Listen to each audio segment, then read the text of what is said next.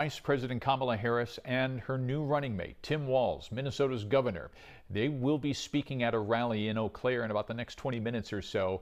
They are expected to speak there to a huge crowd that is gathered at one of the high schools in Eau Claire. This is their second campaign stop now since Harris announced that Walz would be her running mate. Of course, that big rally last night in Philadelphia. Harris and Walz are on a battleground state tour all week long that kicked off last night in Pennsylvania, now in Wisconsin, later this afternoon heading to the state of Michigan. All battleground states in this upcoming presidential election, so it gives you kind of a glimpse into the strategy that they are now pursuing. Meantime, also in Eau Claire, Donald Trump's running mate, J.D. Vance, he too will be speaking at an event. We're giving you a live look inside of that factory right now where Mr. Vance will be speaking at any moment. So we're going to take you there and live back and forth perhaps. This is an interesting kind of strategy here because J.D. Vance announced that the Trump campaign would be coming here to kind of give their take on the election as well, not just to give voters a glimpse into both campaigns, both candidates, but the media as well. Now, J.D. Vance announced here a couple of moments ago that they would take the stage at about 12:45. Obviously, that's not happening.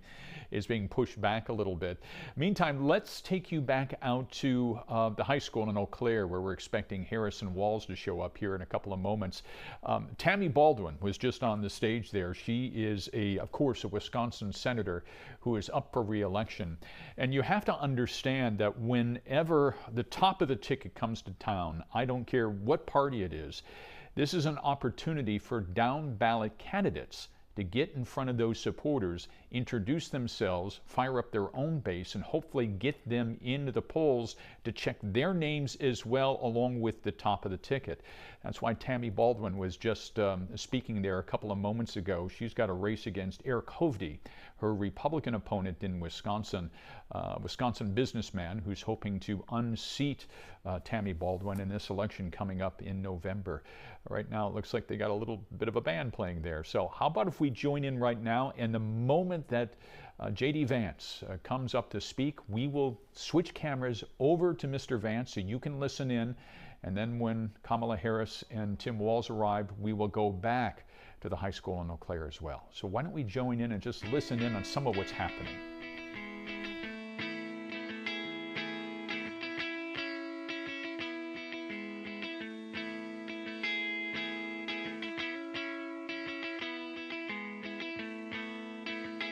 For the lover falling on in the swampy August dawn, what a mischief you would bring, young darling,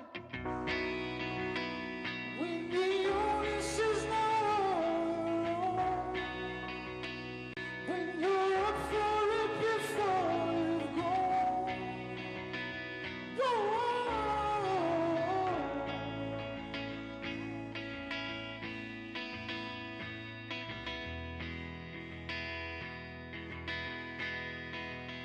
From the fall forever gone, in the towers of your honeycomb, I'd have torn your hair up just to climb back, darling. When you're feeling like you're on the floor, can't you tell it it's just ceremony? Now you're ready up to watch your fall.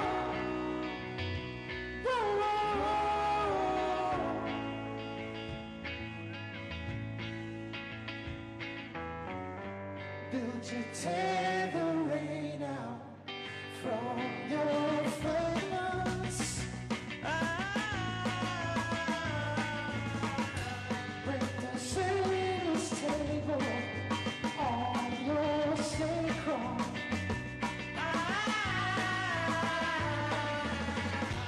For the feast fables, I'm with Harris.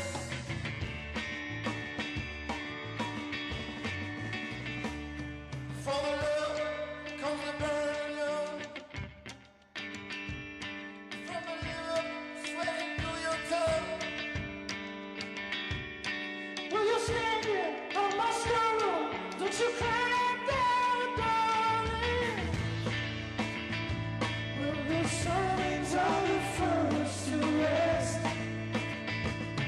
work on Sundays when you're drunk and dressed.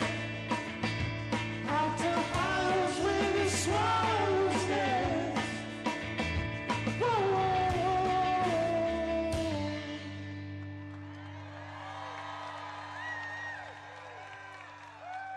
Thanks, y'all. Appreciate y'all. Thank you. A little more guitar, please. I'm a little less keyboard.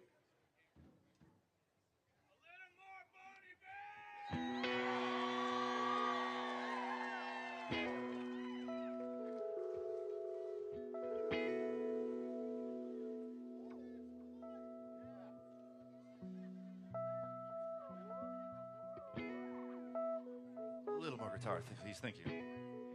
Thanks for being patient with us, y'all. This is a beautiful day.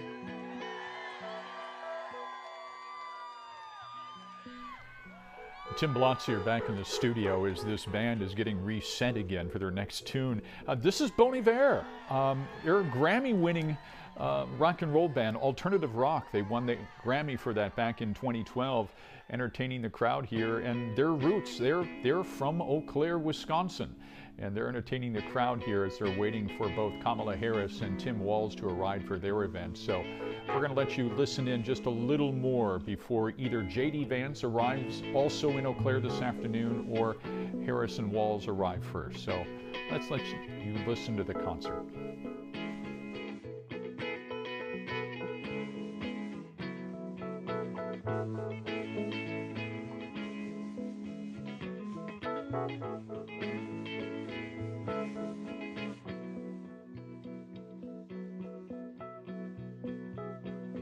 Sixes hanging the door. What kind of signs to ignore? Yeah, cut the cloth. Ooh. Hard line circle. Hard to know who to rate.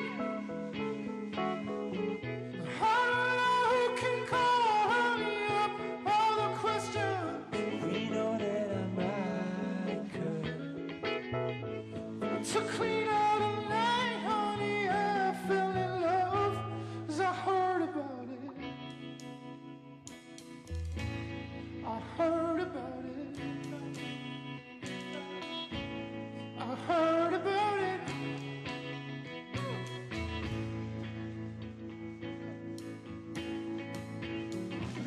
So it's not in your class.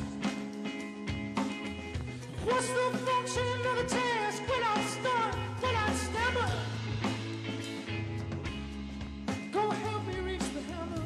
Only one will I have. Guess I put it down, dancing. Moving on to something like singing some kind of wandering. Take me into your palms, what is left when I'm hungry. I learned about it. I learned about it. I learned about it. Whoa.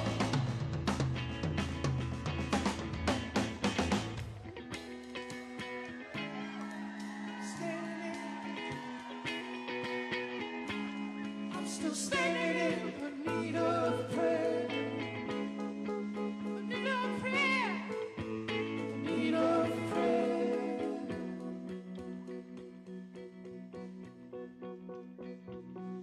No, I don't know the pain.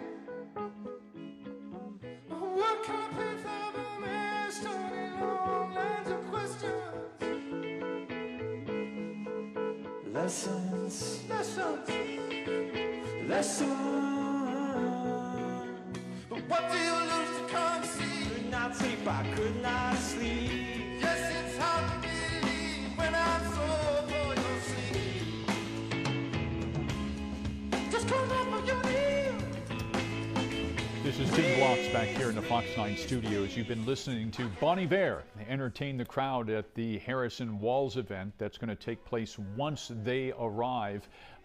Grammy Award winning Bon Iver, I might add, from Eau Claire, Wisconsin, entertaining the crowd. We are in a holding pattern waiting for both Harris and Walz to arrive at their event and also for J.D. Vance to arrive right here. He is also speaking in Eau Claire, Wisconsin this afternoon, trying to rally up support for the Trump and J.D. Vance ticket as well.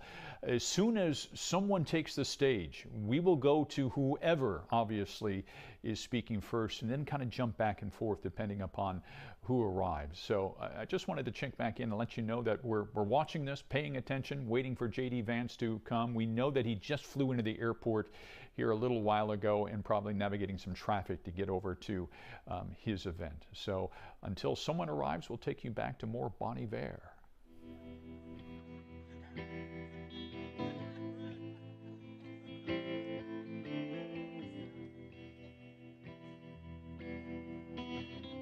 I am my mother's only one. It's enough.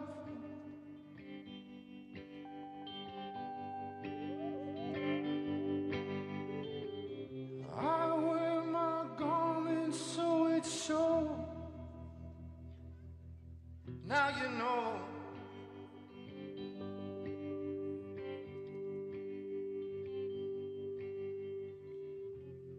Only love is all. Gluey feathers on a flue. Sky is warm and she's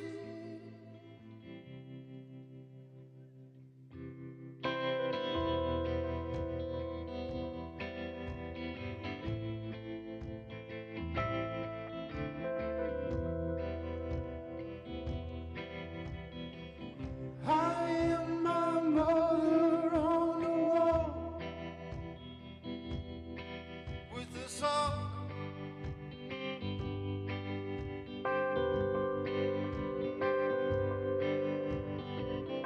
I'm moving water shore to shore.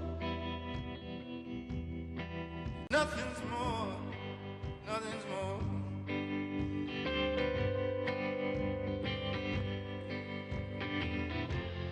Only love is all.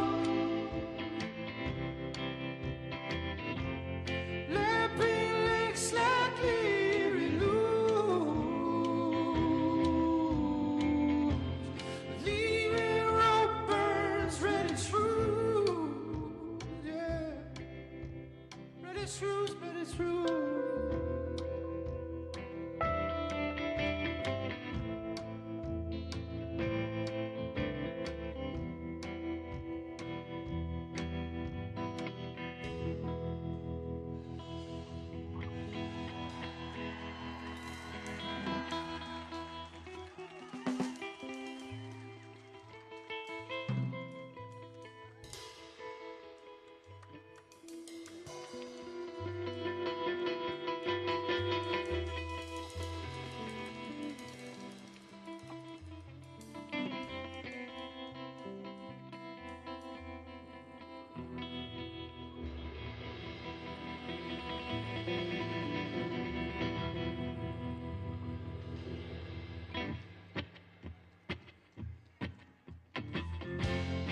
Only love is all.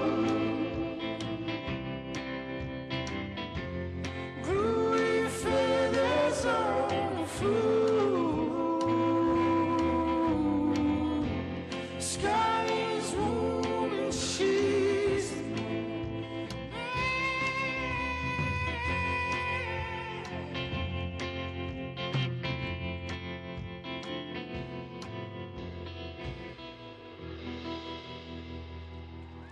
Thank y'all so much.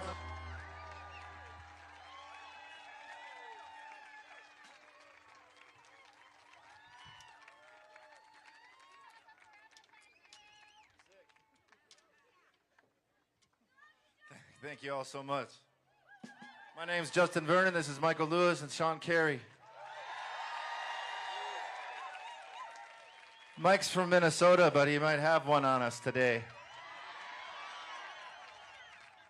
I don't know, this is pretty good showing for Wisconsin, I'd say.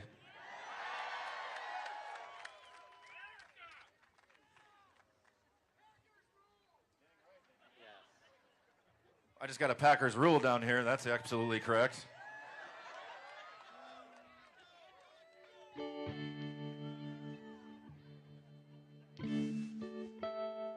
All right, we're gonna close out here with a nice old patriotic song that's been rolling around my head these last months, and I love this melody. I love y'all. Appreciate you. And we're here for the right reasons, and we all know what we're here for. So we're gonna do our thing, make this music, and make way for the people that we need to hear from.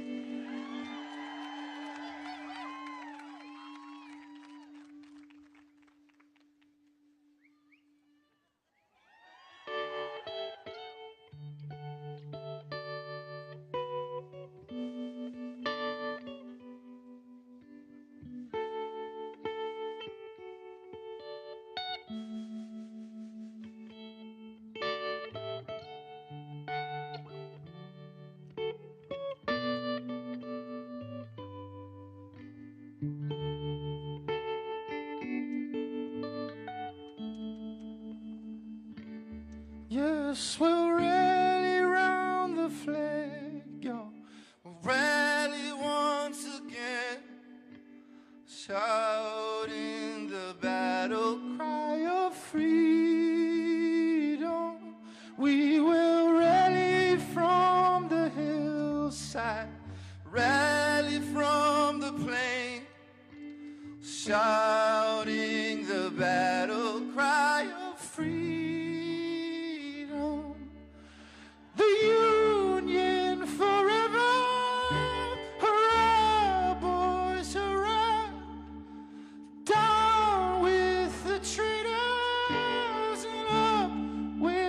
Stars while we rally round the flag, y'all.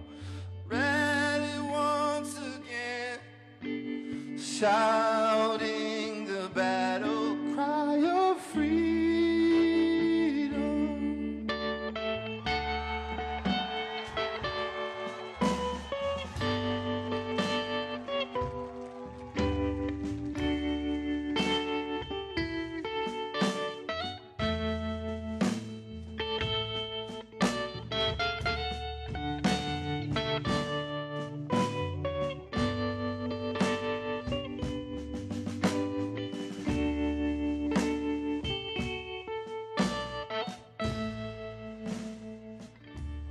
We will welcome to our numbers the loyal, true, and brave, shouting the battle cry of freedom. And although he may be poor, not a man shall be a slave, shouting the battle cry of freedom.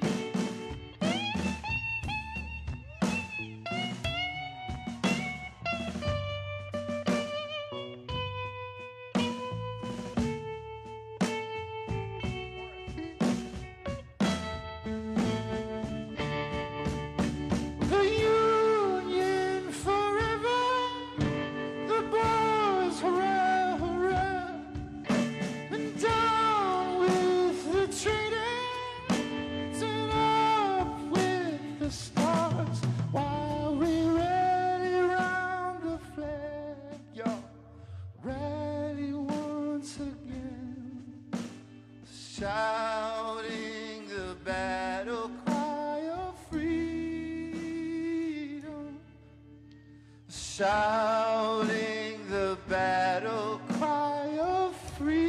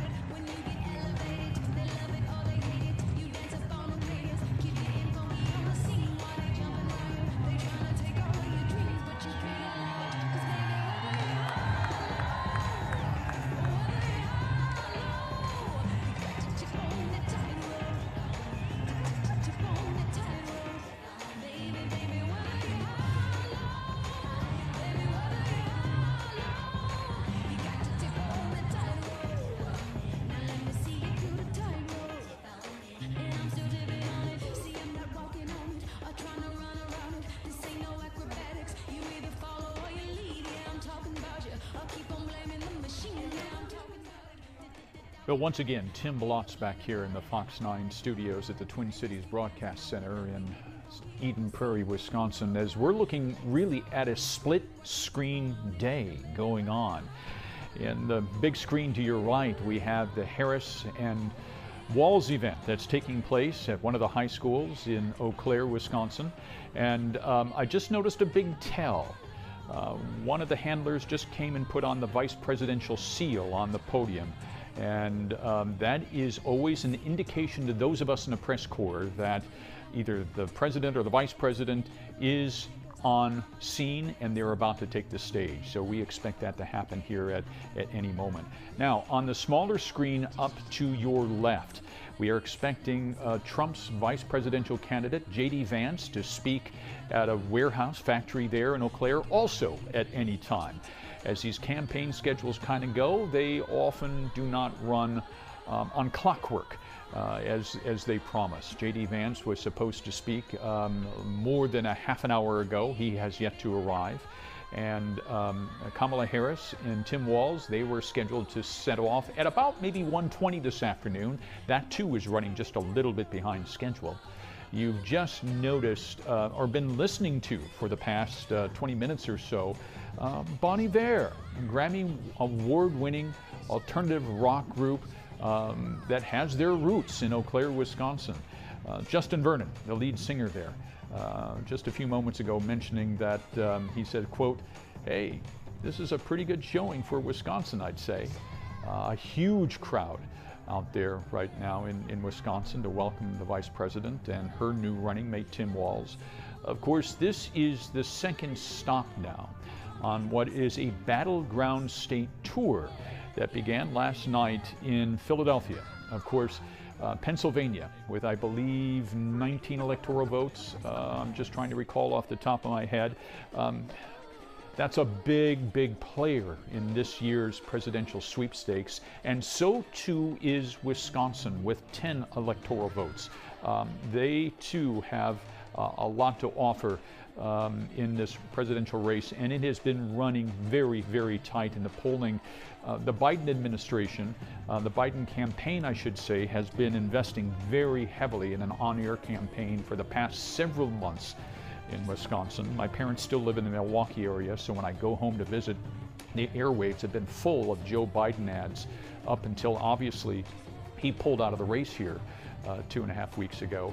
So now the race is trying to shift over to Harris and Walz, and they're trying to generate their own excitement in this state. From Wisconsin today, they will then head over to Michigan, which is the third key battleground state of their tour that they're going to be heading out on. Now, of course, Wisconsin is not just important to their campaign, it's critical, absolutely critical to the Trump campaign as well, which is why J.D. Vance is also shadowing the Harris campaign today in Eau Claire to try and raise up their attention as well and to speak to their base of supporters, because that just illustrates how close and how important Wisconsin is to this race. So you might ask yourself, why Eau Claire? Why not Milwaukee or Madison, where more of the base is for Democrats, and obviously there's a lot of support there as well for Republicans? Part of it is geography, and part of it is strategy here too. Kamala Harris was just in Milwaukee about 2 weeks ago. In fact, it was one of her very first stops when she became kind of the clear choice for the change-up in the tickets. Eau Claire is important because not only geographically is this a more diverse part of the state, it's also close to the Twin Cities media market, okay, where they will get lots of exposure, both campaigns in the Twin Cities media market that covers western Wisconsin as well. So there are very strategic decisions as to why they are both appearing in Eau Claire today and not Milwaukee or Madison. There will be plenty of time to go back and visit those markets, but strategically, this is important. There are votes to mine up here as well, outside of the traditional voting centers of Dane County and Milwaukee County and Waukesha County. in Wisconsin. So we're in a bit of a holding pattern here. We're going to stay on the split screen, and we will go full to whoever arrives first, be it J.D. Vance from the Trump-Vance ticket or Vice President Harris and Tim Walz. So we will take you back to the split screen and join in when someone arrives.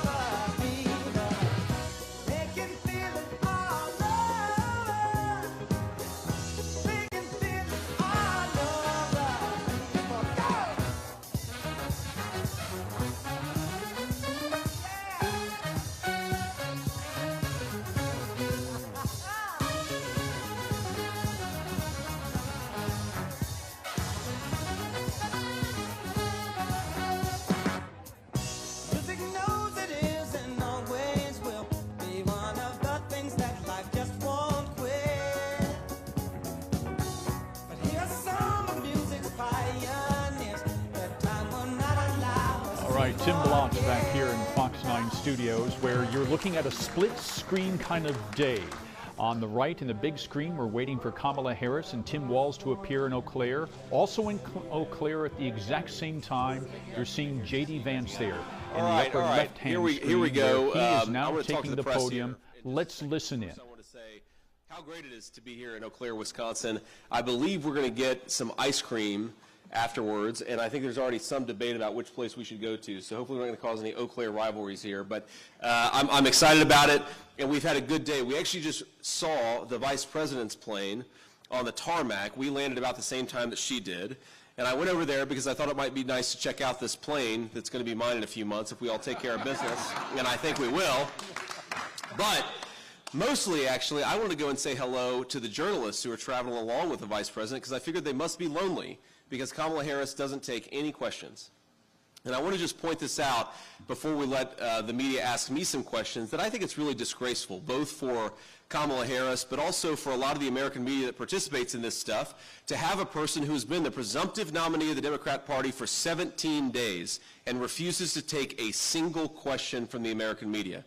Now, it's well known, of course, that President Trump and I will go anywhere, we'll answer any question because we respect the American people enough to actually ask them for their vote rather than sit in front of a teleprompter, read scripted lines, and run away from every reporter and every actual citizen who's going to decide this election. I think it's a scandal, and I think the Vice President should be ashamed of herself. So hopefully our reporters out there in the audience will start doing their job a little bit and going and demanding that Kamala Harris actually answer to the American people. And what should she answer for?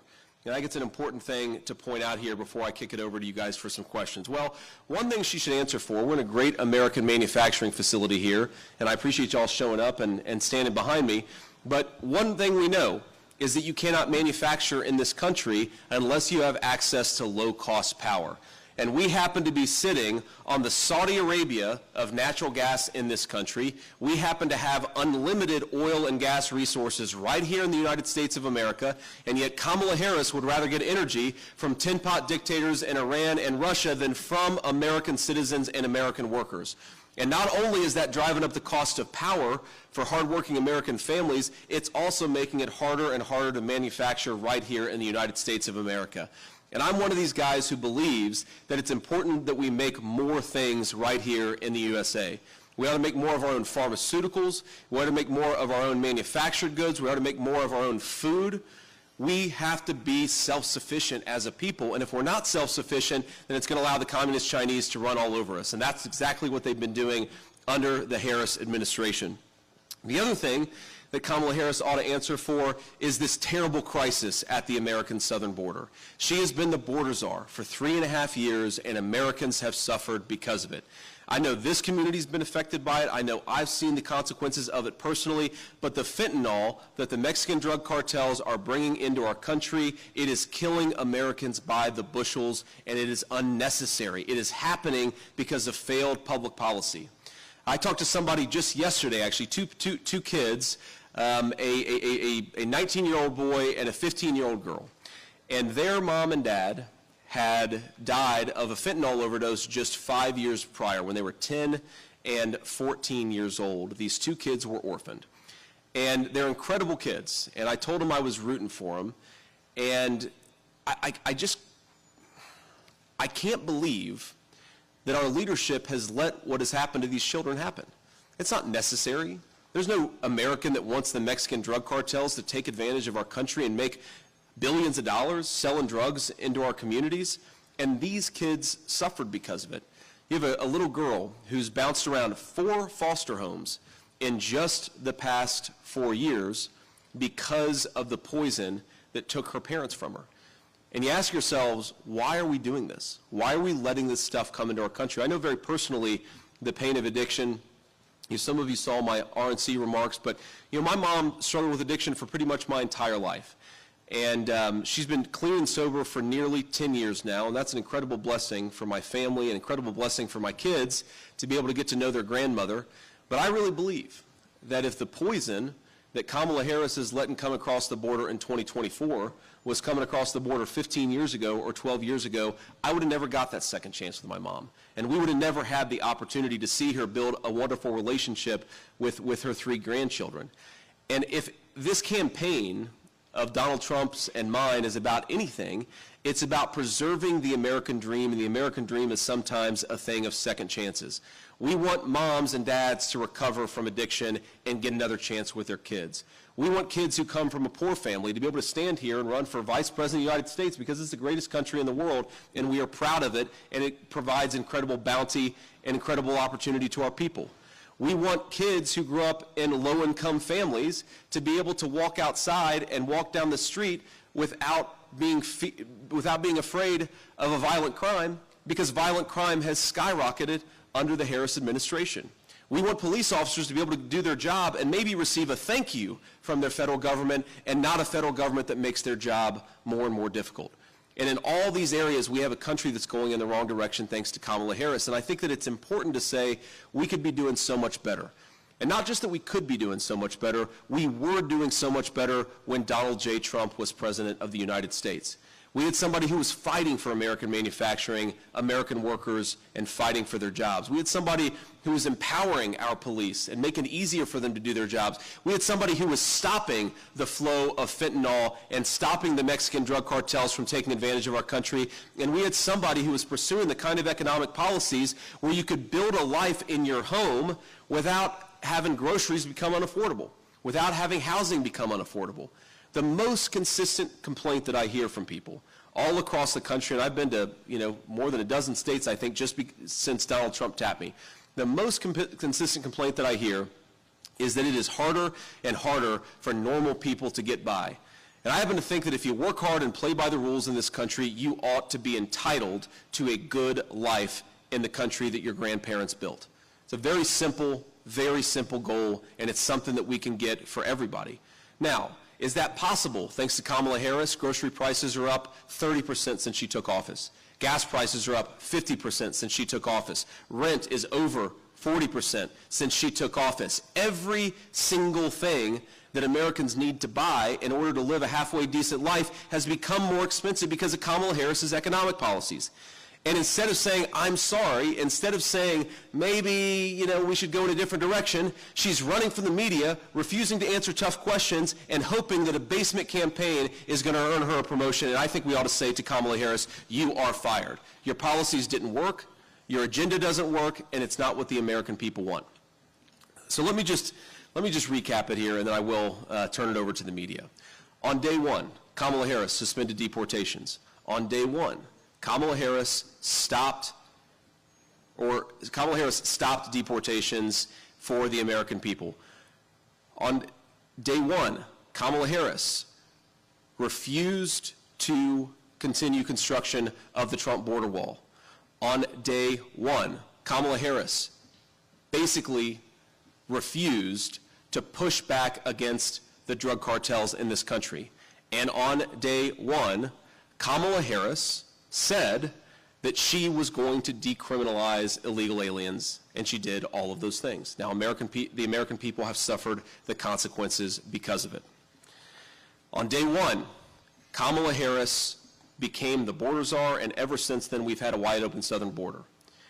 Now, it's not just what she's done on day one, it's what she's done ever since then. She cast the deciding vote for the so-called Inflation Reduction Act that sent a lot of our resources to China and sent interest rates through the roof.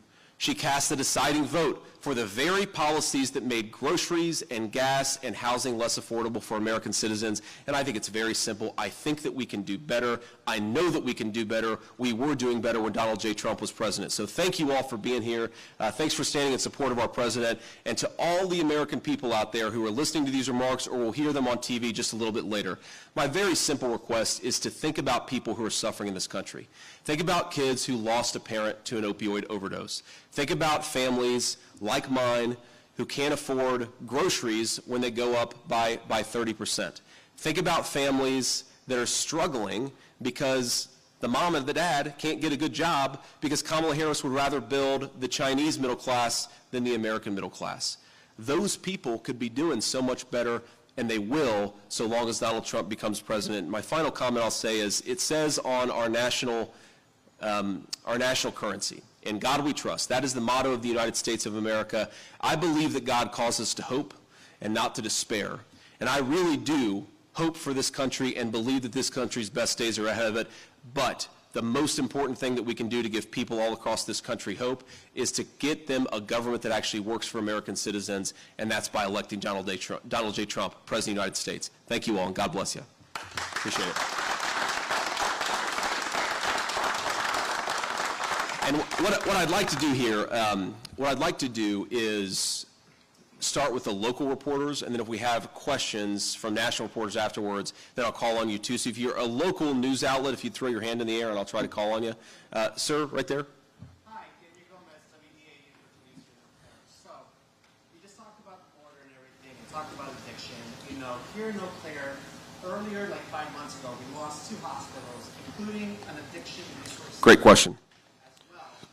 And as you know, Eau Claire County voted blue in the 2020 election voting for Biden. So what can you tell Wisconsinites here in Eau Claire County and Wisconsin who are battling addiction, who are battling these sort of things with such limited resources? What can you tell them to help us, you know, see your ways and see that you guys are the rightful choice here? You know, even just without the Mexican border, because we're far away from the Mexican border. But you know, what can you do for Wisconsinites up here in the upper Northwest? So we are far away from the Mexican border, of course, but we're not far away from the fentanyl that Mexican drug cartels bring into communities like Eau Claire. And that's why I talk about it. Every state is now a border state because every state is affected by the problems. But particularly on this question about hospitals and how do we actually reinvigorate hospitals in some of our small towns and more rural areas in our country, I think there are 2 answers to this question. One goes directly to the immigration problem and one doesn't. Look, first of all, we need to actually invest in our hospital system. We've seen since Obamacare was passed, we've seen a lot of rural hospitals, hospitals in small towns close down. You cannot have a good healthcare system. You're never going to help people beat addiction if they've got to drive 90 minutes to the closest hospital. So we've got to preserve the rural healthcare infrastructure that exists in this country. And this is where the illegal immigration issue bears on it directly, because we know that Kamala Harris wants to give health care benefits, sometimes Medicaid, sometimes Medicare to illegal aliens. We also know that when illegal aliens come in, they have to be housed in the jails sometimes, or they have to be housed somewhere else if they're not committing crimes. That costs local taxpayer money. We know they have to be fed. That costs local taxpayer monies. We know that they have to be provided shelter, right? That costs money. And you combine all those things, those are tax dollars that are not going to build out our rural hospital infrastructure and support our hospitals. They're going to people who shouldn't be here. Maybe they're good people, but they shouldn't be here, and we've got to put the interests of our citizens first. That starts with prioritizing things like hospitals, medical services, food and shelter, that stuff. I want us to be a generous country. And I know Donald Trump wants us to be a generous country, but that generosity starts with investing in American citizens and people who have the right to be here. Sir. I don't know if you saw, but there's a poll from Marquette University that came out earlier today. It shows a virtual tie Sure. between former President Trump and Vice President Harris. There's an old saying in politics that what can swing undecided voters in a place like Wisconsin is whether you seem like somebody they would like to have a beer with. Yeah. Why would people in Wisconsin want to have a beer with? Well, I guess they'd want to have a beer with me because I actually do like to drink beer, and I probably like to drink beer a little bit too much, but that's okay. I'm sure the media won't give me too much crap over that. But look, I mean, the reason I'm doing this, and the reason I think Donald Trump is doing this, and I think the media often slanders him, but I've never met a guy who likes normal people more than Donald Trump. I've never met a guy who, when he's got a big decision to make, he will solicit feedback from every single person all over the country. It's funny, when he was actually thinking about who was going to be his vice presidential running mate, I met with him actually the morning of the attempted assassination. I believe it was Saturday morning, and he said, you know, JD, everybody's asking me what I am going to do for VP, and I'm asking everybody. He said, in fact, this morning, I talked to the gardener at Mar-a-Lago. And I said, well, sir, what did the Mar-a-Lago gardener say, right? This bears directly on my life. I'm very curious here. And look, I'm very much the same way. I mean, I like the people of this country. I like people who work hard and play by the rules. I like people who just want to take their kids to a ball game or invest in their community or spend a little time watching TV and making the things that actually make this country work. They do it, and they do it right here in this factory, and the people behind me do it every single day. And I think that to lead this country, you should feel some gratitude for it, and you should feel some admiration for the people who actually make the country run. And I will say sometimes I hear Kamala Harris and she talks about the history of this country and she likes to put it down a little bit. I don't know that she actually admires the people who work in this factory. I hope that she does, but I don't really see that gratitude. I don't really hear that gratitude when she speaks. I certainly do, and I think that that's one of the reasons why I'd make a good vice president is because I actually care about the people standing behind me, and I think they feel like I care for them, and I think they care for me too. Remember, local, start local, ma'am, in the red. Thank you.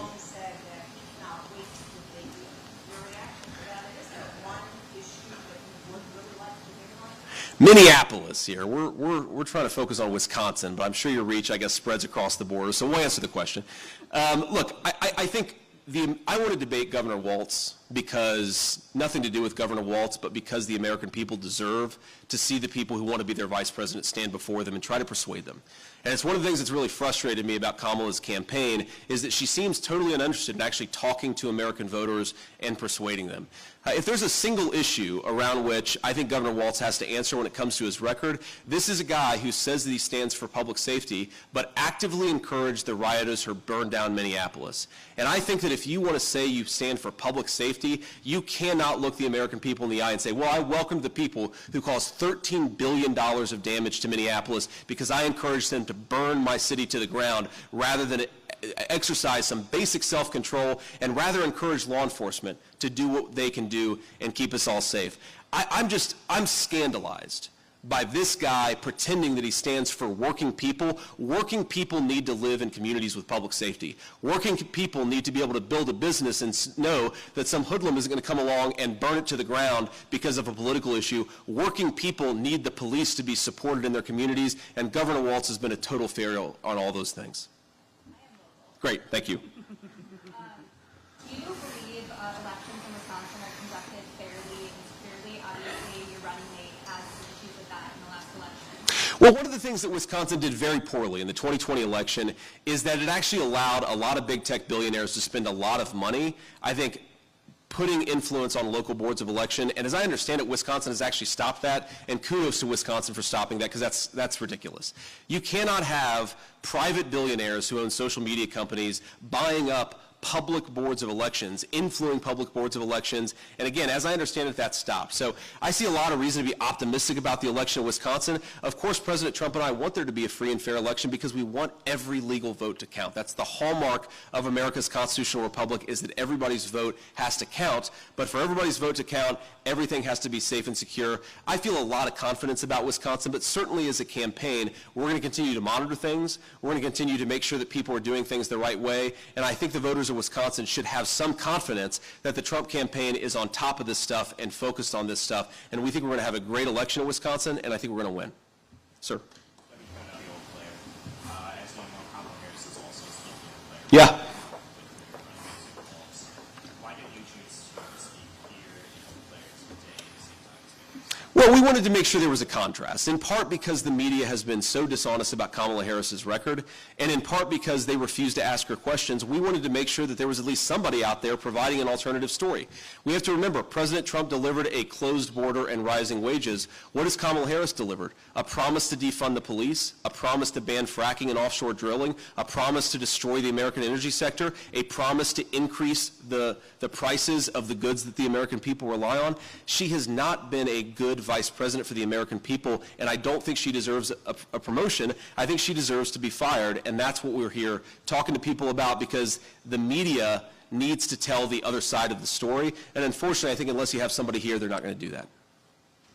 Ma'am? We've heard a lot from Democrats using the word weird when you former President Trump weird. What do you make of that weird argument? I think that the weird argument honestly came from a bunch of 24-year-old social media interns who were bullied in school, and they decided they're going to project that onto the entire Trump campaign. And the reason it doesn't make sense is because you ask who's weird, right? I think it's pretty weird to be the border czar and to open up the border and allow fentanyl to come into your community. I think it's pretty weird to try to take children away from their parents if the parents don't want to consent to sex changes. That's something that Tim Walz did. I think it's pretty weird to want to defund the police. I think it's pretty weird to pretend that you're a tough-on-crime prosecutor, even though you pursued the policies that made San Francisco such a disaster when it comes to crime and public safety. So if they want to call me weird, look, I've got my wife here. I've got 3 beautiful kids at home. I'm a normal guy who wants to live the American dream and wants all of you and your kids to be able to live the American dream. That's why I'm in it. If those people want to call me weird, I think it's a badge of honor. Ma'am. Farmers in Wisconsin and other agricultural states are increasingly relying on foreign guest workers for seasonal labor. How does your immigration policy accommodate or address that? Well, look, I think that the reason why we have an economy that is more and more reliant on guest workers, and frankly not just guest workers, but also a lot of illegal labor, is because the Harris administration has invited in 20 million people to be here illegally. When I talk to farmers, they don't want to hire illegal aliens. They would actually like to hire American workers and people who are lawful residents, but you cannot have a system that works for American farmers when you have 20 million people coming in here illegally. And by the way, a lot of them are competing with Wisconsin workers and Wisconsin people for jobs, driving down wages, making it harder for Wisconsinites to live the American dream. That is a scandal, and that is a disgrace. The thing I really believe about our farmers is they need access to big markets. They want to export food all over the world, and that's the way to build food security for the American people, is to allow our farmers to export all over the world. For the first time, basically in the history of this country, we are now a net importer of food. That means we no longer have the food security that America had for over 200 years. I'd like Wisconsin farmers and American farmers to get back to being the bulwark of the entire world food supply, because it means America's food supply is safe, and that's what the Kamala Harris administration has destroyed. Ma'am. Mr. Vance, recently you, after being picked for VP, you said my attitude is it doesn't really matter as much as this hits my ego, and then Trump recently said it makes no difference. Do you think it matters that Harris chose Walz? I think it matters about what it says about her. Right? And I think that when President Trump selected me, what he was saying is, I want somebody who's going to fight for workers. I want somebody who's going to push back against the Chinese efforts to build the American middle class on the tops of the, he's going to push back against the Chinese effort to build the Chinese middle class on the back of the American middle class. And I want somebody who's going to push back against this crazy border policy of Kamala Harris. What does Kamala Harris's selection of Tim Walz say about her? Well, I think it says, 1, she's leaning into the defund the police radicalism of the last few years. 2, she's leaning into the open borders policies of the last few years. This is a guy, Tim Walz, who wanted to give driver's licenses to illegal aliens, facilitating the flow of illegal immigration instead of stopping it. And then the final point that I'd say is it says that she bent the knee to the Hamas caucus of the Democrat Party. Whatever your views on Pennsylvania Governor Josh Shapiro, and obviously he's not in my political party, he's criticized me, I criticized him. The amount of rage that you heard from the far left saying Kamala Harris can't pick this guy because he's Jewish is disgraceful. I want my kids to grow up in a country where they can be whatever they want to be, and people aren't attacking them for their ethnic heritage, and that's somehow considered acceptable. It's not just that they said it was acceptable. It's not just what these people said about Shapiro. It's the way that the Harris administration and the Harris campaign refused to push back against it. I think it's a real scandal. Yeah. Trump has denounced Project 2025 in its entirety. Is that something that you completely agree with, that Project 2025 and the policy proposals with every part of it, you disagree with all of it? Well, I think what President Trump said is that Project 2025 does not represent the agenda of the Trump campaign, and it doesn't. Donald Trump represents the agenda of the Trump campaign. He's a very smart guy. He already had a lot of good public policies. He speaks for himself. And I think what's made the president so mad about the conversation around Project 2025 is anybody saying that an outside group, my understanding is it's a bunch of white papers. It's almost 1,000 pages long. No one speaks for Donald Trump. Not 1,000 pages of white papers, not a conservative nonprofit, not anybody except for the Trump campaign and Donald Trump. Sir?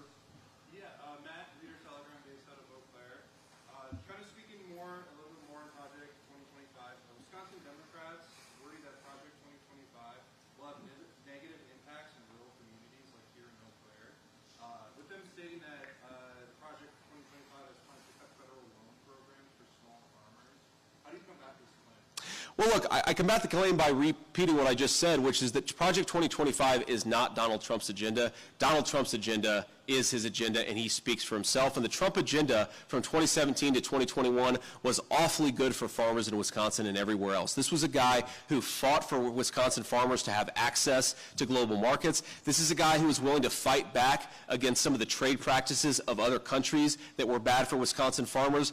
This is a guy, Donald Trump, who supported an American energy policy that made it possible for farmers to get the fuel and the fertilizer they needed. His agenda was great for American farmers, and again, he speaks for himself. We're going to do the same thing when we get reelected. We're going to make American farmers wealthy and prosperous again, and we're going to do it by Donald Trump doing exactly what Donald Trump wants to do, not any organization that pretends to speak for him but doesn't. Yeah. Two quick questions for you. Circling back on the debate. Sure. Kamala Harris, when she was VP, agreed to a debate early August, the 13th, with CBS. That was before Biden dropped out. Now he's out. We have a new VP pick. Can you give us any guidance on when and where that debate would happen? And then secondly, the weird thing keeps coming up. I know you said it was injured. The first time we heard it on cable news was with Walz. He took that insult all the way to the Democrat ticket, clearly convincing Democrats of his claims. What are you going to do to combat the independent voters and prevent them from saying that you're weird? Yeah, so August 13th, what is the date today? August 7th? Okay, so here's my offer to Kamala Harris. If she'd like to do a debate with me on August 13th, I'll do it, right? We should do that, right? I don't think she wants to anymore because, one, she probably doesn't even know that she's going to be the Democratic nominee, and two, we don't know who the vice presidential nominee is going to be either. He's got a lot of skeletons that are coming out of the closet today, and we'll see if the Democrats pull a bait and switch on Tim Walz or on Kamala Harris, just like they did with Joe Biden. But look, if Kamala Harris wants to honor her commitment and debate on August 13th, let's do it. I'm all game. Now, the second thing I'll say is, look, what Democrats use to attack Republicans, they're going to attack us on something. They're going to criticize us on something. I think that what makes Donald Trump and I good candidates and a good team is that we're normal guys who want to make this country great again. And we want Americans to be able to live the American dream. I really do think that whatever Tim Walz calls me, I mean, talk about weird with Tim Walz. I don't know if you guys saw the rally yesterday, but afterwards his wife comes up to him, and Tim Walz does what any normal Midwestern guy would do, seeing his beautiful wife on stage after a speech. He gives her a firm handshake. Right? That's pretty weird. That's pretty weird.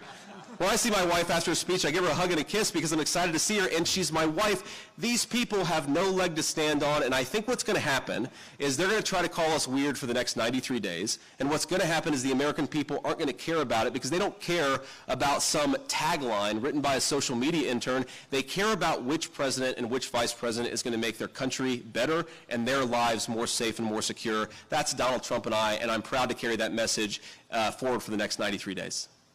Ma'am.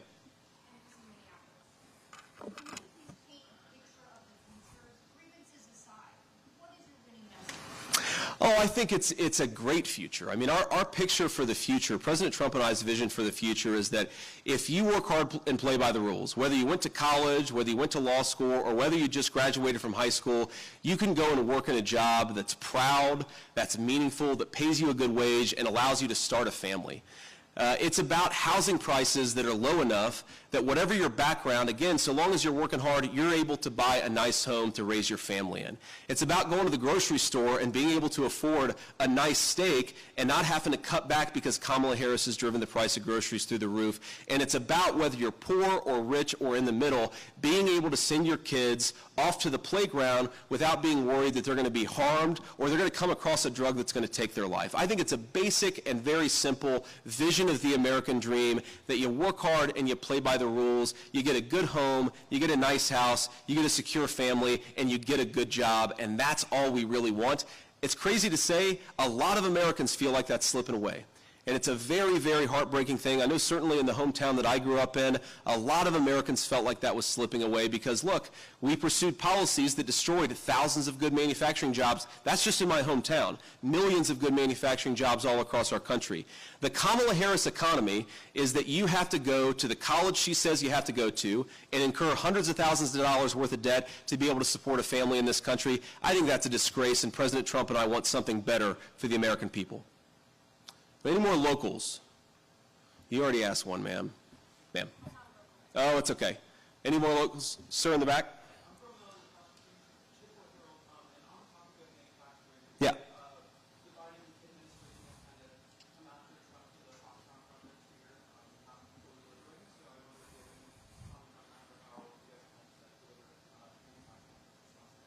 Well, look, I think it's quite simple, and obviously not every facility is going to work out perfectly, but if you look at the Trump manufacturing agenda, you saw manufacturing coming back to this country in a very, very big way, and it's a long-term project. You're not going to solve every problem overnight, but what you have to do is, number one, you have to be able to put tariffs or be willing to put tariffs on Chinese goods. They're trying to undercut American wages with slave labor and bring in a lot of cheap products. We have to be willing to say, if you want access to American markets, you got to treat your employees fairly, and we prefer that people make things with American labor. That's leg number one.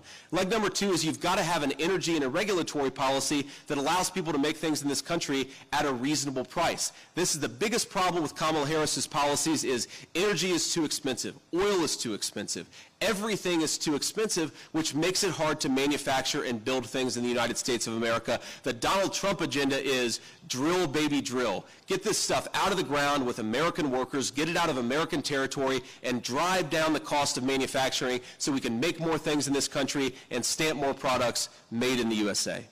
I'll do one more question here. Any more locals? Sir, thank you.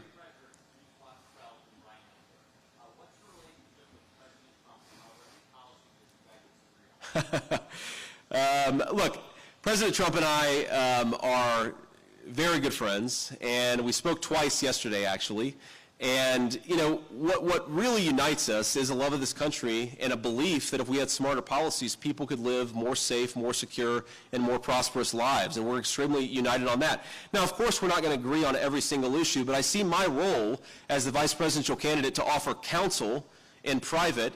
But fundamentally, as the VP nominee, he won the nomination and I didn't, and my goal is to support his agenda and get him elected next president of the United States, because I believe that if we do, whether I was on this ticket or not, I believe fundamentally that the people I care about, the people who built this country, their lives are going to be better if Donald Trump is our next president, and their lives are going to be worse if Kamala Harris is our next president. That vision unites me and President Trump. And yeah, he's got a great sense of humor, and yeah, we tell a lot of jokes with each other, but fundamentally we're united on taking this country back and making sure people are able to live good lives in this wonderful country that all of us love.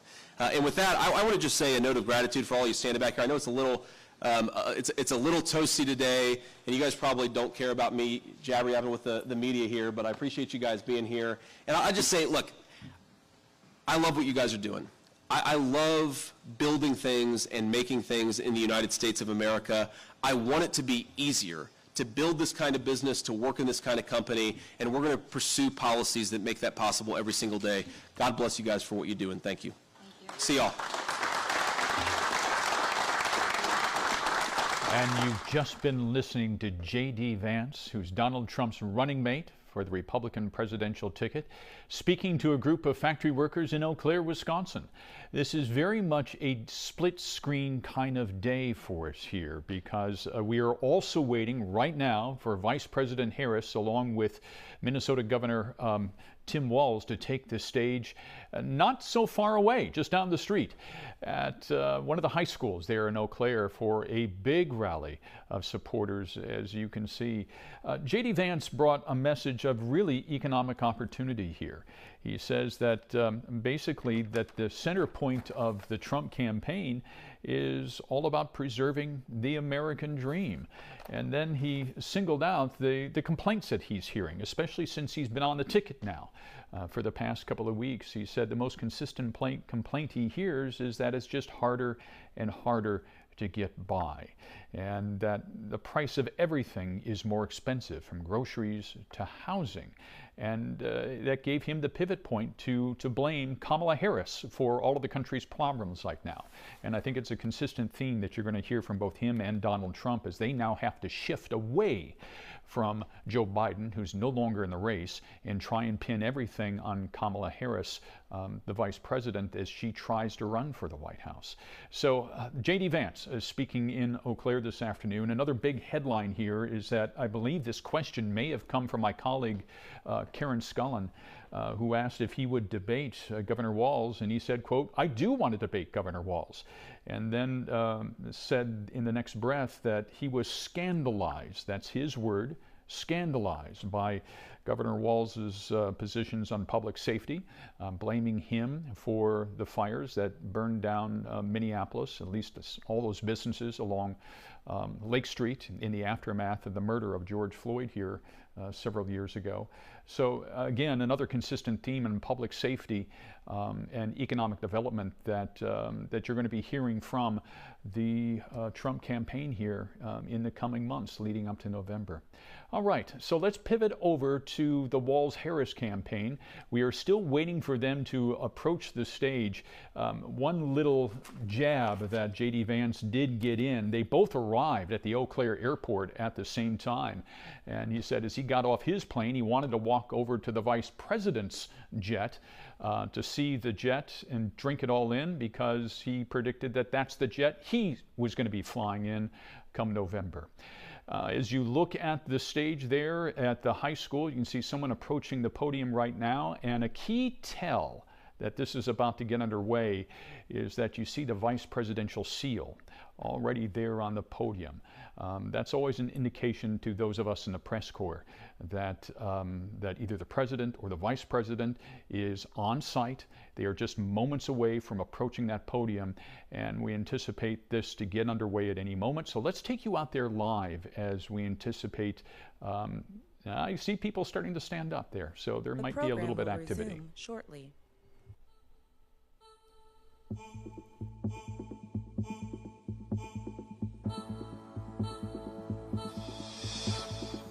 There ain't no reason you and me should be alone tonight, yeah, baby. Tonight, yeah, baby. But I got a reason that you who should take me home tonight. I need a man that thinks it's right when it's so wrong tonight, yeah, baby. Tonight, yeah, baby. Right on the limits where we know we both belong tonight. It's hard to feel the rush, to rush the dangerous. I'm gonna run right you to the edge with you, where we can both fall hard in love.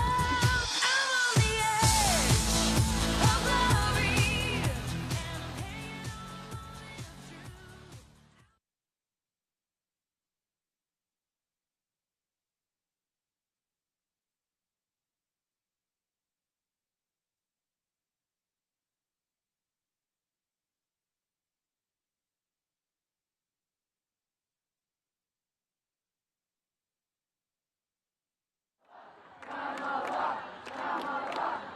Please welcome to the stage, Les Danielson.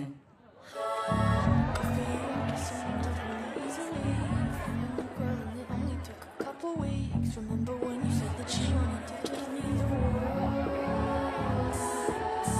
Good for you, I guess that you've been working on yourself. I guess the therapist I found for you should really help. Now you can be a better man for your brand new girl. Well, good afternoon. My name is Les Danielson, and I'm a fourth-generation farmer born and raised in Cadott. I've been farming right here in the Chippewa Valley my entire life. In 1884, my great-grandfather, Dan Danielson, moved to the Chippewa Valley and homesteaded our original farm. My grandfather, William, continued on with the family farm, followed by my father, Wayne. Today, my two brothers and I all farm in the same area in Cadott, just over 20 minutes from here. My extended family still farm the same land my great-grandparents did, and we look forward to farming it for years to come. My wife, Deborah, and I purchased 700 acres of our own land and now grow 500 acres of corn, soybeans, and some hay. We built our grain setup and milk a small herd of cows. My story is a Wisconsin story, one of hard work and perseverance. And that's why I'm glad and excited that Vice President Harris's running mate is a lifelong Midwesterner.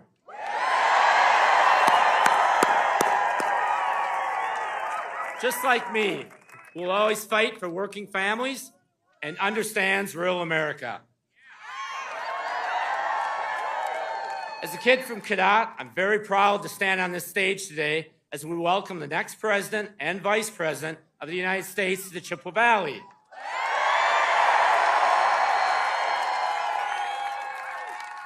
Vice President Kamala Harris and Governor Tim Walz know that rural America is the backbone of our nation. It's family farms like mine that feed our country, and it's small businesses in towns like Cadott that keep our economy strong. But while Donald Trump was in office, my brothers and I saw firsthand his disastrous trade wars and economic policies, which left many farmers like us struggling and devastated small and mid-sized grain farms. Trump stands on the side of big ag, big oil, and giant corporations, not family farms, and he made it harder for us to compete. Together with President Biden, Kamala Harris has fought for rural communities, whether through fixing our roads and bridges so we can get products to markets, or fighting to expand affordable health care, or helping family farms like mine. Donald Trump and J.D. Vance just don't care about rural America, no matter how much they pretend to. That's why this November, I'm voting for Kamala Harris and Governor Walz.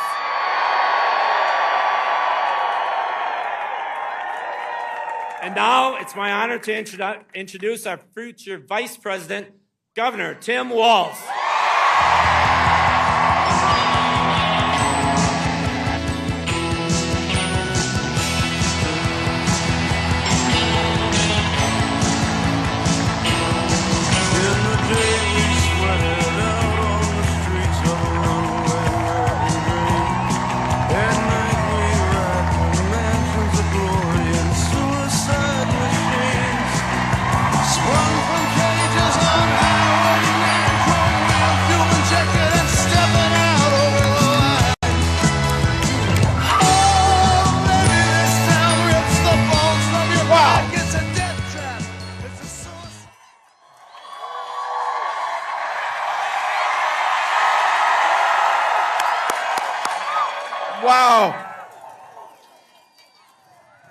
Wow. Hello, Eau Claire.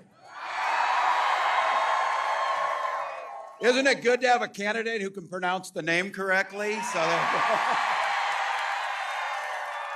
Wow. Les, thank you. Thank you for the introduction. More importantly, thank you for articulating what we know it means to live out here in the Midwest. Care for your neighbors. Kindness. I want to acknowledge a few people today. Somebody who I have to tell you might be the kindest human being I have ever met. Your governor, Tony Evers. A dear friend of mine who I had a chance to serve with in the House of Representatives, an incredible senator, Tammy Baldwin.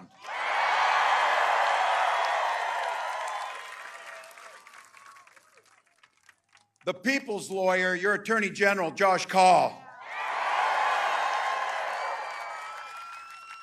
And someone who knows education's the foundation of everything, State Superintendent Jill Underly.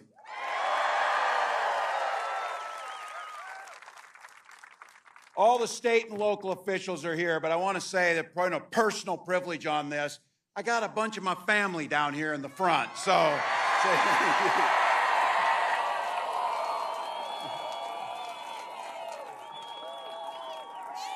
A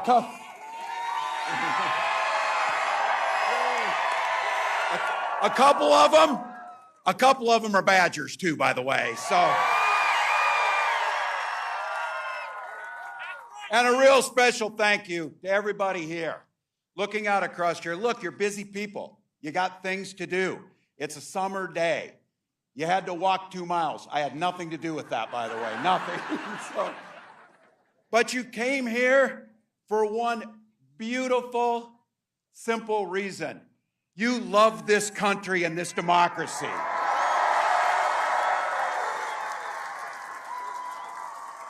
I couldn't be prouder to be on this ticket to help make Kamala Harris the next president of the United States.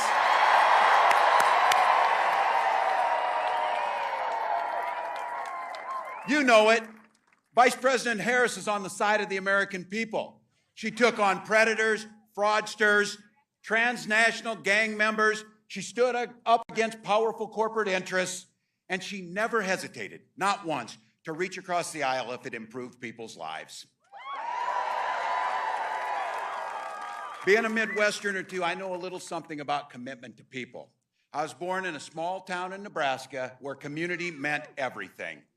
My mom and dad taught me to show generosity to my neighbors and work for a common good. At 17, I joined the Army National Guard.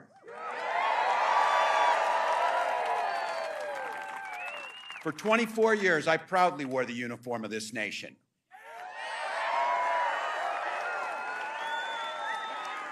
And that service, just as it did for my dad, a Korean War veteran, and millions of others, I got the GI Bill and it gave me a shot at a college education.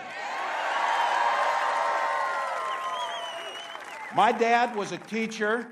My siblings were all teachers.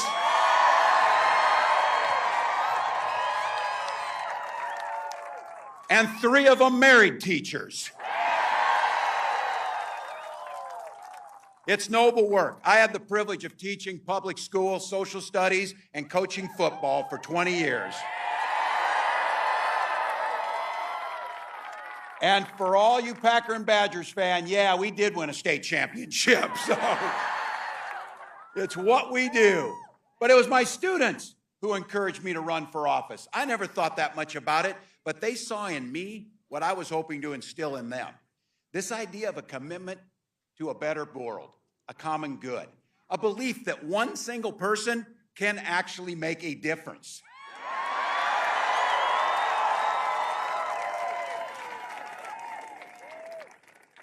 I lived in a red district, but my neighbors were kind enough and graced me with the opportunity to go to the United States House of Representatives for 12 years to represent them.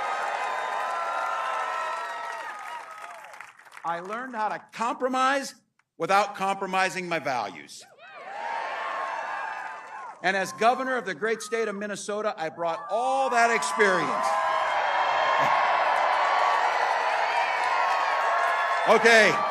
Okay. Are there Minnesotans in the house today?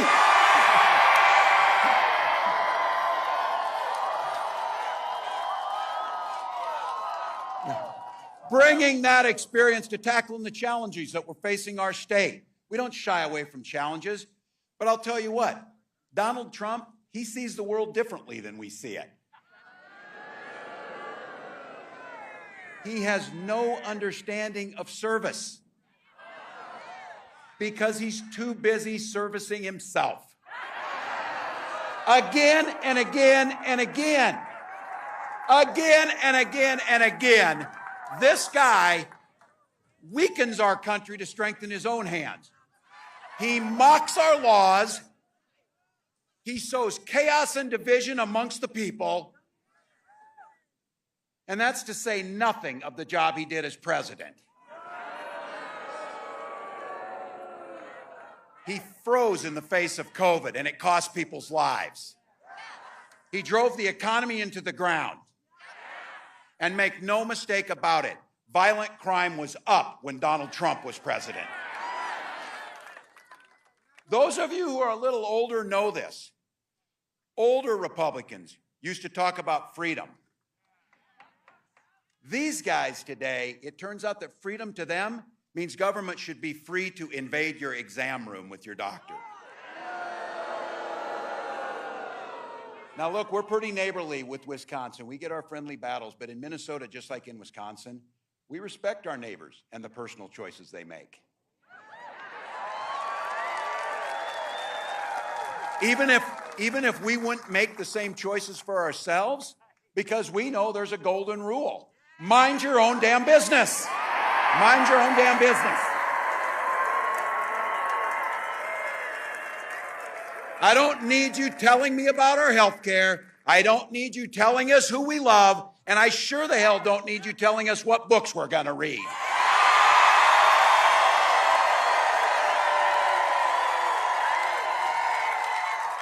And there's a very personal one for me, and that includes IVF. Some of you might have heard this. This is very personal for my wife and I. When Gwen and I decided to have children, we went through years of fertility treatments.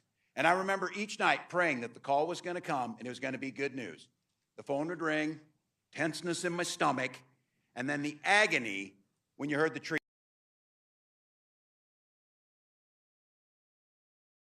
So it wasn't by chance that when we welcomed our first child, our beautiful daughter, we named her Hope.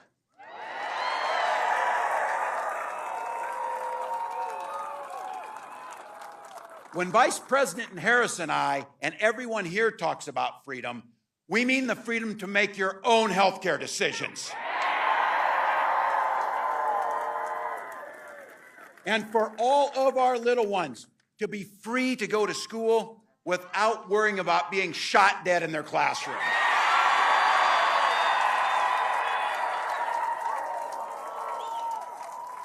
And just like Wisconsin, over in Minnesota, we believe in the Second Amendment, but we also believe in common sense gun violence laws.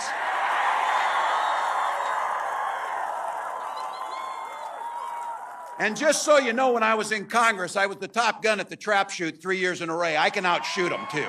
I can outshoot these guys. Look, freedom is when freedom. Oh, can we get somebody to help? Somebody's hot. Somebody's hot. Can we get somebody to help? You okay? Drink some water, folks. It is hot out. Get somebody else.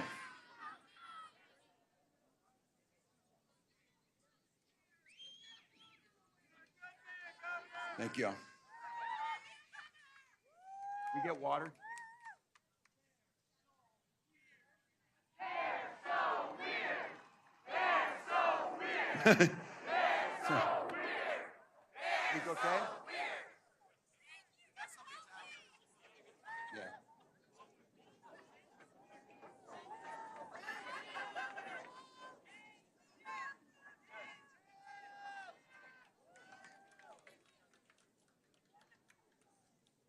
Thank you all for helping.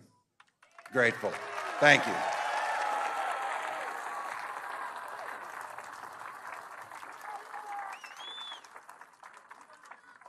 Thank you all. Take care of one another on this. This is why we gather. Look, it's hot. It is hot. I'll come again. They've got folks here. We'll make sure we're okay. But I have to tell you all again, in all seriousness, to come and gather like this, to talk about our freedoms, the ability to talk about what could be good. And I have to say, this idea of caring for our neighbor and kindness and a hand up when somebody needs it, or just the sense of that people go through things and to be able to be there when they need it, that's who we are. It's not about mocking. It's not name callings. And you see it amongst them.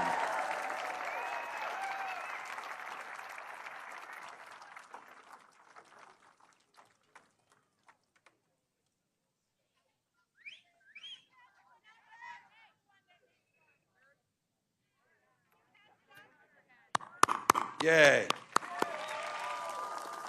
Thank you all.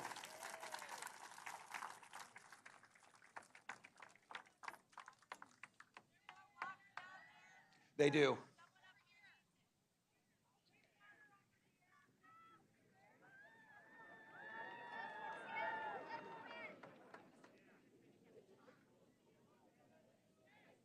Thank you all. We're okay. We have someone down. They're treating him. They're getting him some water, and it's good. He's going to get up. You guys need some water, too? We'll ask him. Teddy, can you see if they have some more water? That'd be great. Take care of your neighbors.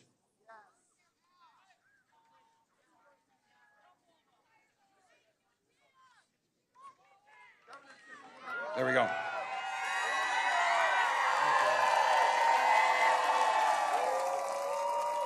There we go. All right. All right, folks. Hey, they're getting him taken care of. We'll stay. I don't want to be too lighthearted. I thought about doing the Minnesota Rouser, but I thought that might be too much over here on you. Look, we'll get them taken care of. You know what this is about. This is about when they talk about the freedoms that we heard. And freedom in education means that our teachers aren't saddled with crippling debt when they go into this, that's student loan debt. And I'll tell you what a big part of this is. We settle our political differences not through violence, but through our votes. The question is pretty simple. This election is all about asking that question. Which direction will this country go in? Donald Trump knows the direction he wants to take us. He wants to take it back. He wants to do the things that you saw, but be very clear. Don't believe him when he plays dumb. He knows exactly what he's talking about. He knows exactly what Project 2025 will do in restricting and taking our freedoms. He knows that it rigs the economy for the super rich.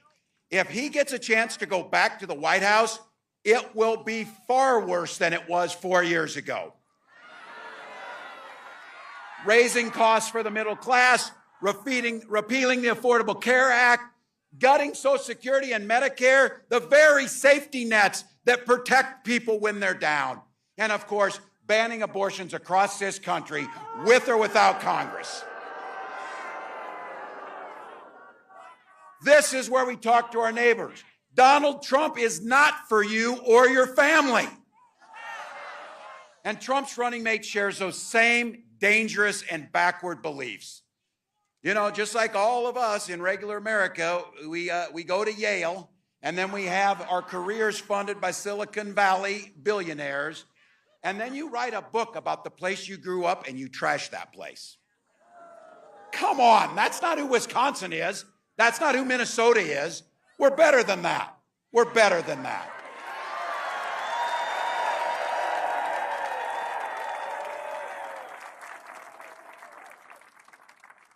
One of the best parts of this job is going to be, I can't wait till the debate. So,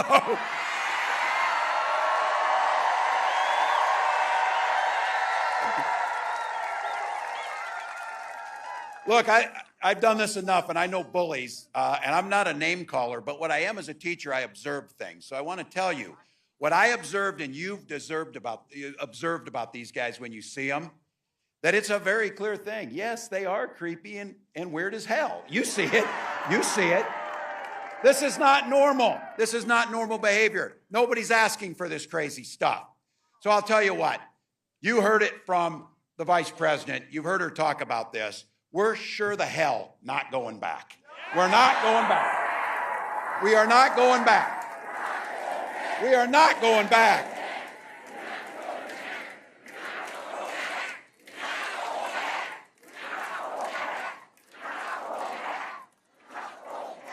We damn sure aren't, but it's even more than that. This is a campaign about where we're going, and that's a future where everyone matters and everyone's included. Kamala Harris, she believes in the freedom to make your own choices. She believes in opportunity for every single person to join the middle class. And she believes in the promise of America.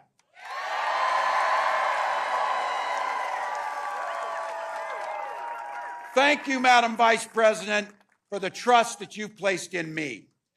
Wisconsin, please help me in giving a warm Midwest welcome to the next President of the United States, Kamala Harris.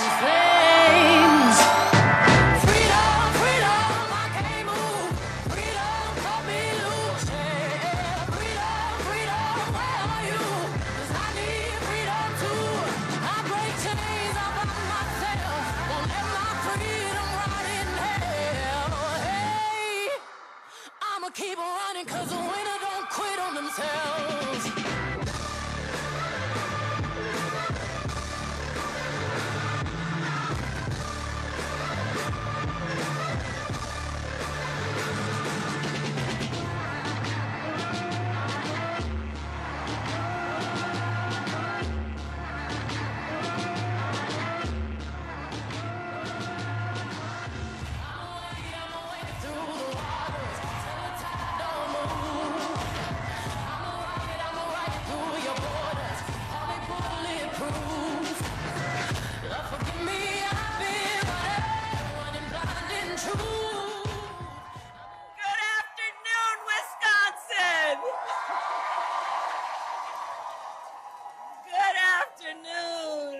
it's good to be back. Good afternoon, everybody. Can we hear it for Tim Walz?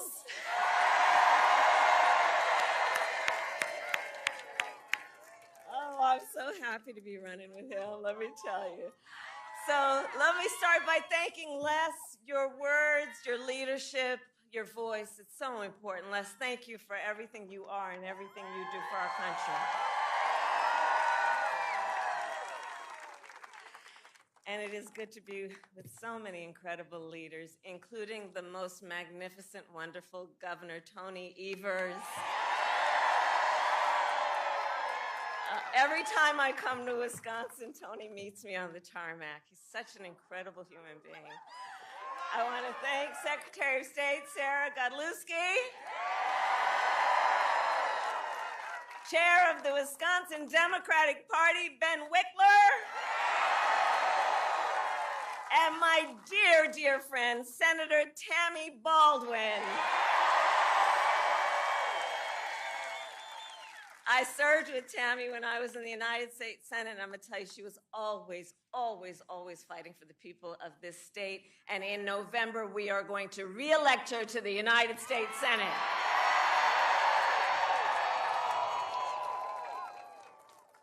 And please give it up one more time for Wisconsin's own Bon Iver.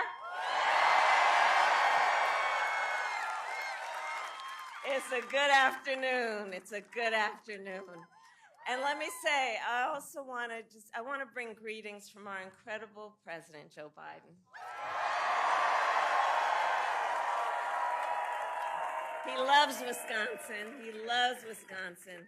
And I know we are all deeply grateful for his lifetime of service to our nation and for all he continues to do. That's right.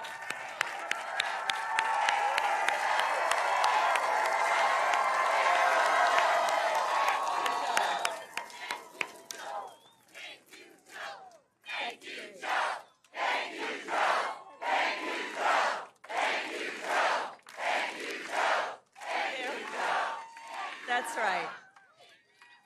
I'm going to tell them what you said. So, Wisconsin, this has been a big week. On Monday, I officially became the Democratic nominee for President of the United States.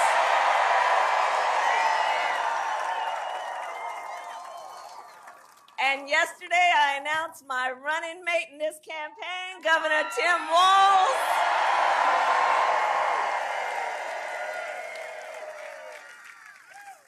And as you just heard, and the Minnesotans here know, Tim has an incredible record as governor of the great state of Minnesota.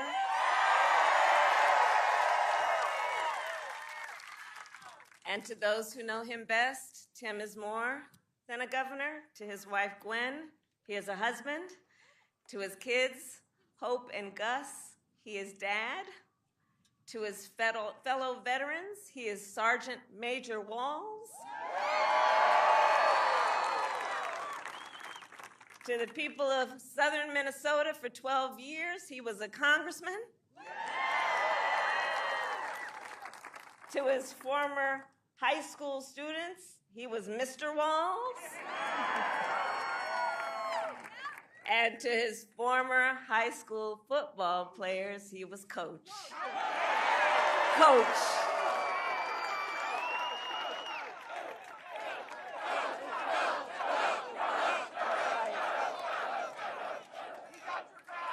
And in 90 days, the nation will know Coach Walz by a new title, Vice President of the United States of America.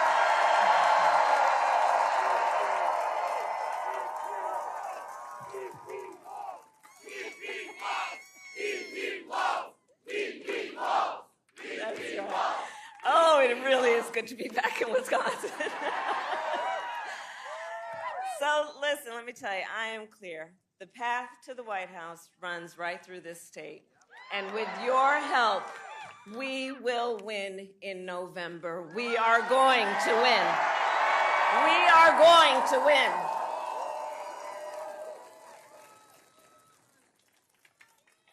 And I've been here many times, as you all know, recently and even before. And many of you know then, before I was elected vice president, before I was elected United States Senator, I was an elected Attorney General, and before that, an elected District Attorney. And before that, I was a courtroom prosecutor. So in those roles, I took on perpetrators of all kinds. Predators who abused women, fraudsters who ripped off consumers, scammers who broke the rules for personal gain. So hear me when I say, I know Donald Trump's type. I know his type. In fact, I've been dealing with people like him my whole career. For example, as Attorney General of California, well, hold on, you know what? The courts are going to handle that part of it. What we're going to do is beat him in November.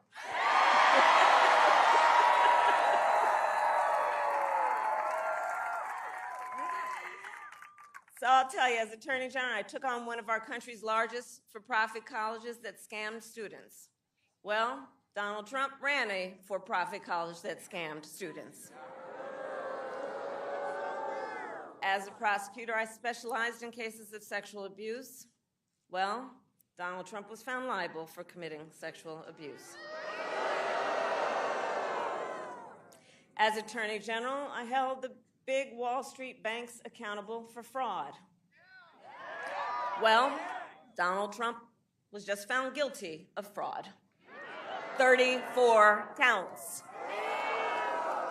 So in this campaign, I'll tell you, I will proudly put my record against his any day of the week.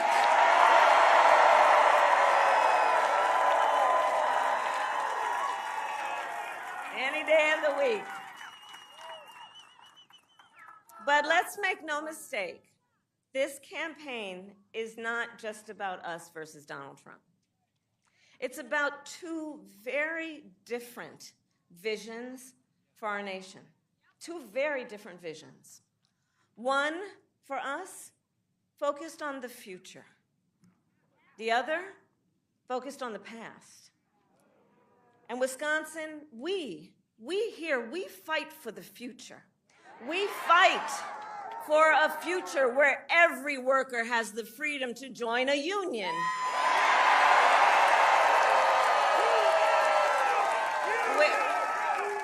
Union strong. Union strong. Union strong. Union strong. Union strong. We fight for a future where every senior can retire with dignity. A future where we build a broad-based economy and one where every American has the opportunity to own a home, to start a business, to build wealth.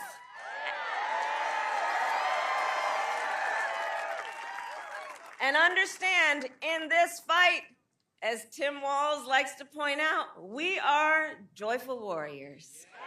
Joyful warriors. Because we know that while fighting for a brighter future may be hard work is good work. Hard work is good work.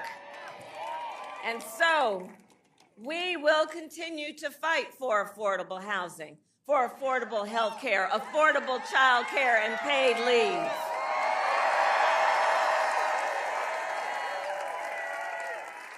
We believe in a future where we lower the cost of living for America's families so that they have a chance not just to get by, but to get ahead.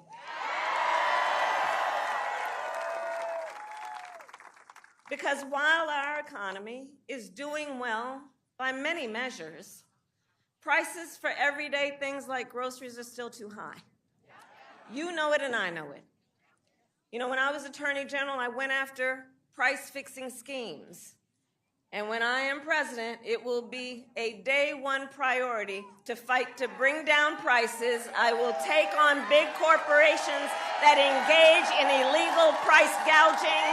I will take on corporate landlords that unfairly raise rents on working families. I will take on big pharma and cap the cost of prescription drugs for all Americans. And continue to bring manufacturing jobs back to America and back to communities like Eau Claire. So all this is to say, strengthening our economy and building up the middle class will be a defining goal of my presidency. Because you see, Coach Walz and I know when America's middle class is strong, America is strong.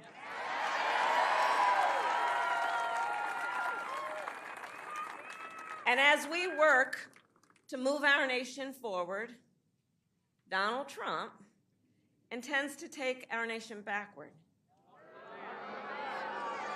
There is so much evidence of that point. There really is.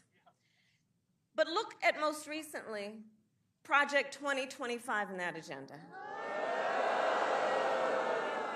Project 2025, you know, if you have some time to take a look at it, I'm telling you, it is a plan to weaken the middle class. It is a plan to weaken the middle class. If he is elected, Donald Trump intends to give tax breaks to billionaires and big corporations. He intends to cut Social Security and Medicare.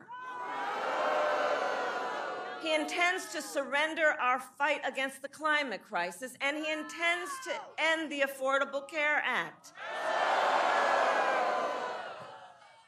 And because we all remember what it was like before the Affordable Care Act, we understand what that means. That's about taking us back to a time when insurance companies had the power to deny people with pre-existing conditions. You remember that? What that was like when we're not going back. We're not going back. We are not going back. We are not going back.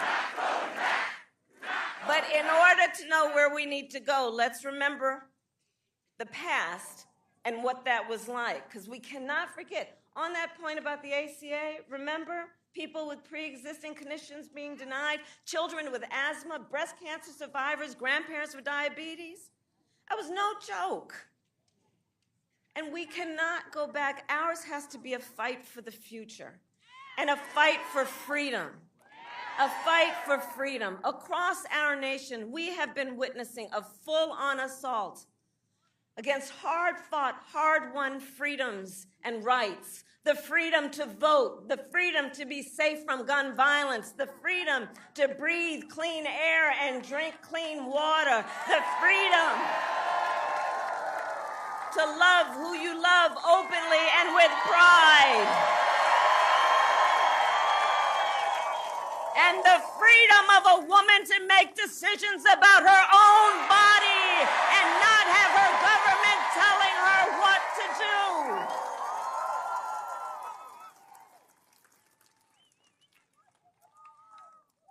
And let's remember the traditions of our great country. Generations of Americans before us led in the fight for freedom. And now then, as they would expect, the baton is in our hands. The baton is in our hands, each and every one of us. So we then, who believe in the sacred freedom to vote, will finally pass the John Lewis Voting Rights Act and the Freedom to Vote Act. We, who believe in the freedom to live safe from gun violence, will finally pass universal background checks, red flag laws, and an assault weapons ban. We, who believe in reproductive freedom, will fight for a woman's right to choose. And we remember that when he was president, Donald Trump handpicked 3 members of the United States Supreme Court, the court of Thurgood and RBG, because he intended for them to overturn Roe v. Wade. And as he intended, they did. And now more than 20 states in our country have a Trump abortion ban, many with no exceptions even for rape and incest.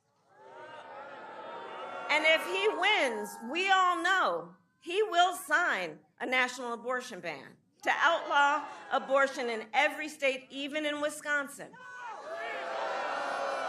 But we are not going to let that happen because we trust women. And when I am President of the United States and when Congress passes a bill to restore the protections of Roe v. Wade, I will sign it into law.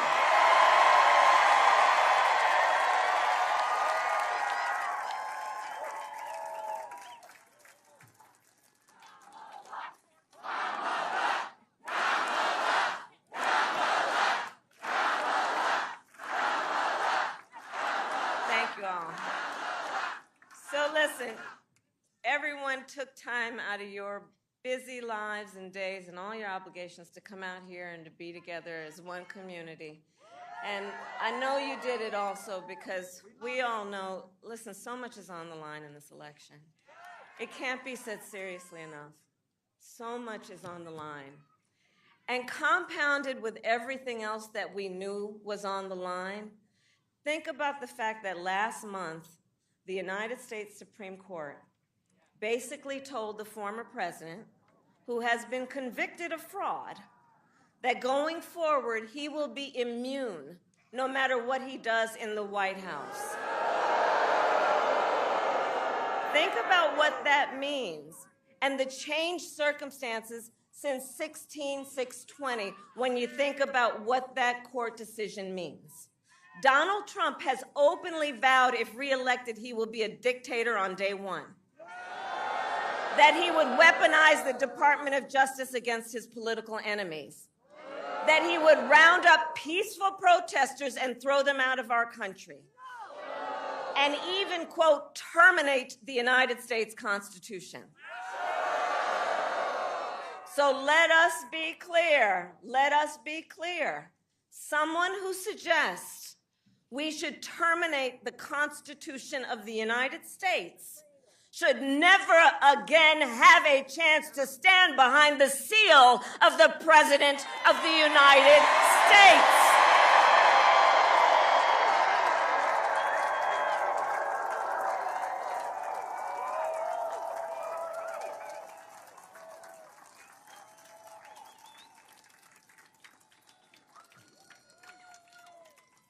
So basically, I think it all comes down to this. We're all here because we love our country. We love our country. We love our country. And I do believe it is the highest form of patriotism to fight for the ideals of our country. And that's how we preserve the promise of America. Because after all, the promise of America is what makes it possible, by the way, for Governor Walz and me to stand on this stage today. Just think about it. 2 middle-class kids, one a daughter of Oakland, California, who was raised by a working mother and had a summer job at McDonald's. The other, a son of the Nebraska Plains who grew up working on a farm. Think about that. Only in America is it possible for them together to make it all the way together to the White House. Only in America. Only in America.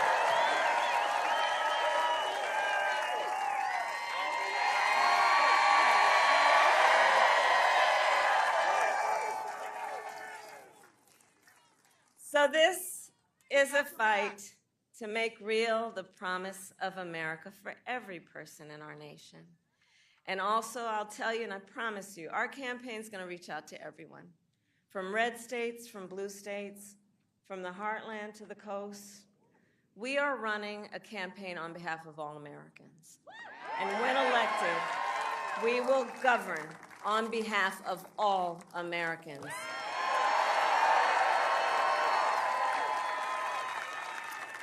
Because Coach Walz and I know, and we're clear about this, unlike the other side, we work for you. We work for you, the American people, and we will always fight for you, for your family, for your freedoms, and for your future. So Wisconsin, ultimately, this election is about a question that we each face.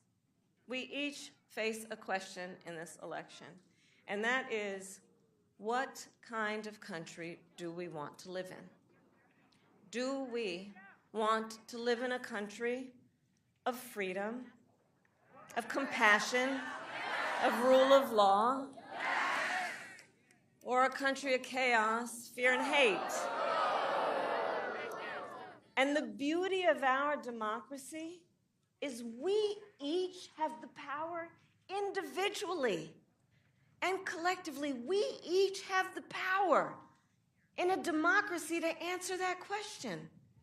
The power is with the people. The power is with the people.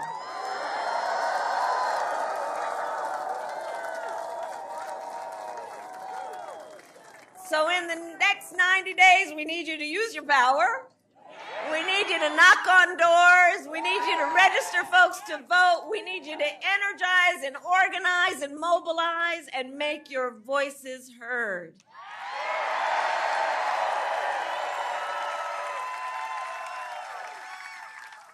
And I'll tell you, about an hour ago after I landed on Air Force Two, I met a collection of young leaders from Girl Scout Troop 3307. Oh, they were spectacular. Oh, they were spectacular. None of them taller than 3 feet. They were spectacular. And one of those young leaders had a shirt on that said, "You are powerful and your voice matters." Right? From the mouths of babes, they're telling us. They're telling us. And so let's remember that. Let's remember our power. Let's remember our voice matters. And with that, then I ask, are you ready to make your voices heard? Do we believe in freedom? Do we believe in opportunity? Do we believe in the promise of America? And are we ready to fight for it? And when we fight, we win. God bless you, and God bless the United States of America. Freedom, freedom, I can't move. Freedom, cut me loose. Yeah. Freedom, freedom, how you? 'Cause I need freedom too. I break chains all by myself. Won't let my freedom rot in hell. Hey, I'ma keep on running 'cause the winner don't quit on The themselves. 2024 presidential campaign centers on Eau Claire, Wisconsin this afternoon.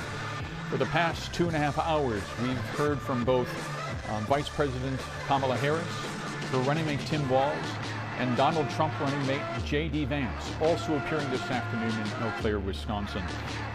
Kamala Harris, at one moment here this afternoon, employed her audience that the baton is now in their hands. Metaphorical on so many different regards here, speaking not only to where the country is right now, where certainly the Democratic Party is right now, but perhaps most importantly, where her campaign is right now. In the hands, baton in the hands of new people and a new generation, because what we've witnessed in the past 3 weeks is historic and never happened as the presidential campaign turned itself around this quickly. Kamala Harris referring to her new running mate, Coach Walz, many, many times. Governor Walz reintroduced himself to the audience here this afternoon, and of course we don't need a lot of introduction to Governor Walz here in Minnesota. Western Wisconsin certainly knows him as well, but they're also smart enough to know that there's a national audience paying attention. Almost word for word, the speeches that both of them gave in Philadelphia last night when Kamala Harris introduced Tim Walz, as her new running mate. One interesting moment here this afternoon, Governor Walz had to break up his speech and literally put it on hold for more than 3 minutes as someone passed out in the audience right in front of him, a gentleman who he implored people to help bring that person some water, and he stopped until that person got some attention. One of the comments that he didn't make there on the stage is that one of the best parts of this new job, he said, is that he can't wait to debate and go into the debates with J.D. Vance. J.D. Vance also just down the street at a manufacturing facility, not more than 45 minutes before that, took a question from our own Karen Scullin, who was there, said that he too also wants to debate Governor Walz, as those two will possibly debate again this fall. All up in the air at this point. We don't even know if there's going to be a presidential debate at this point, as former President Trump has said that he wants to back out of the ABC debate that he had previously arranged with President Biden, and instead go to Fox News, a debate that they have proposed there. But overall here, what you're seeing is a split screen moment in the presidential campaign that's so rare in this section of the country. The tour now for the Harris and Walz campaign, it now picks up and will fly to Detroit. They're in the middle of a multi-state tour right now, battleground states, each one of them critically important.